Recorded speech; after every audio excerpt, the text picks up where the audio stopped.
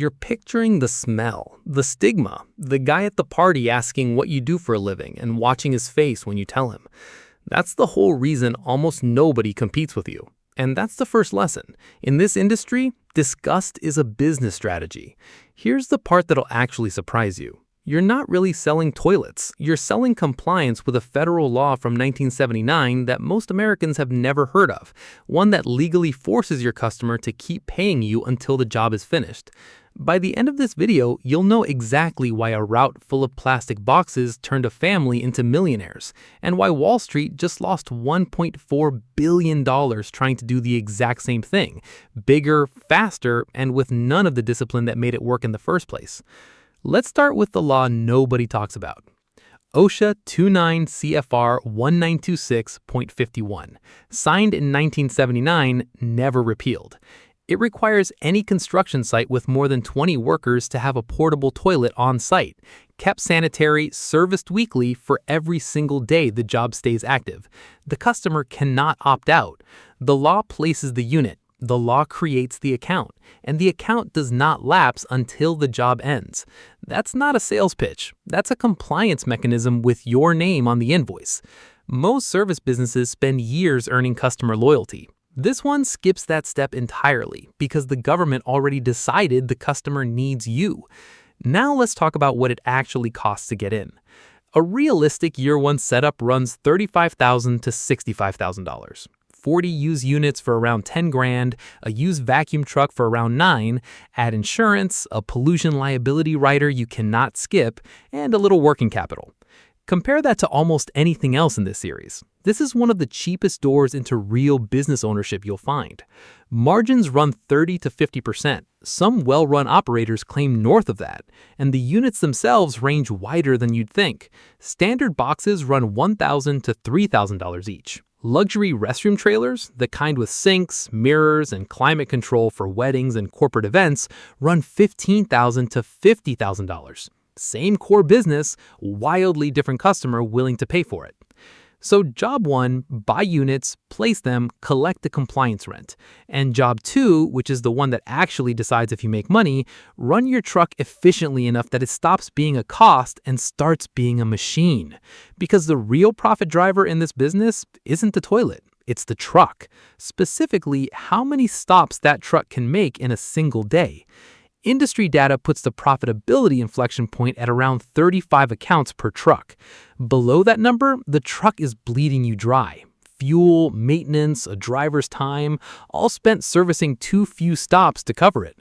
Above that number, every new account you add flows almost straight to your pocket. Same truck, same driver, same 9 grand you spent on it. The only thing that changed is density. This is the entire game, not the units, not the brand, not even the disgust factor that keeps competitors away. And there's a second lever almost nobody outside the industry knows about: disaster response. When a hurricane flattens a region or an event site needs sanitation deployed on 48 hours notice, contracts get signed at rates that make a normal construction account look like a rounding error. Most operators never see one of these contracts in their entire career. The ones who position for them treat it like a lottery ticket that occasionally pays for the whole year. Okay, you've heard the pitch. Cheap to start, legally mandated demand, brutal margins if you run the route right. So naturally, Wall Street looked at this and thought, let's buy all of it. Meet United Site Services, once the largest portable sanitation company in the country, built in part by rolling up small, profitable, family-run route businesses, including one built over 60 years by a family named Rainwater, who sold their company, Don's Johns, for a payout that changed their lives. Private equity firm Platinum Equity eventually took control of United Site Services, and in 2021 ran a maneuver called a continuation vehicle, essentially moving the company from one of its own funds into a brand new one and valuing it at $4 billion in the process.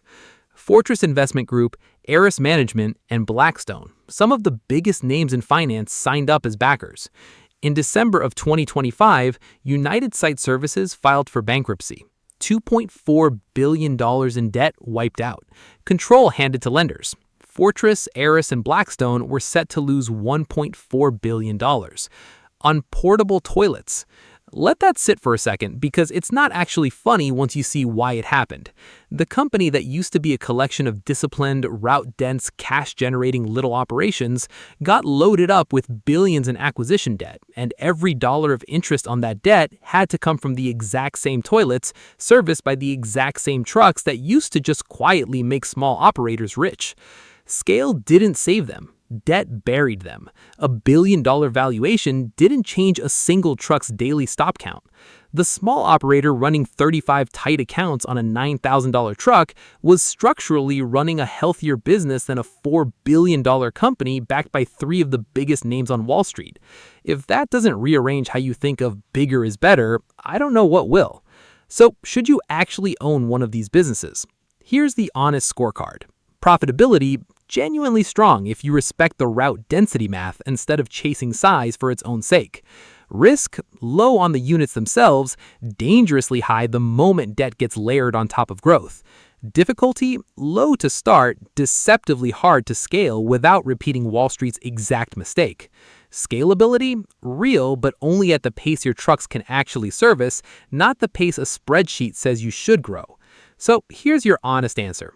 Only get in if you can hold two truths at once. Truth 1, this is one of the cheapest, most legally protected, highest margin route businesses you can start in America.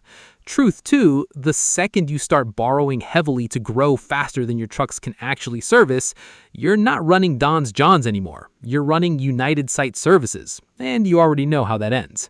Most people can hold one of those truths. The ones who actually get rich in this industry hold both. So, you've decided to own a portable toilet business. Now you know what you're actually buying, not plastic boxes, a federal compliance mechanism wearing a punchline, 30 to 50% margins, a route that prints money if you respect the math, and a cautionary tale sitting on Wall Street's books for 1.4 billion reasons. Here's the question I'll leave you with, and I genuinely want to know. Would you rather run Don's Johns, small, tight, and boringly profitable, or would you take Wall Street's bet and try to build the next United Site Services? Drop it in the comments.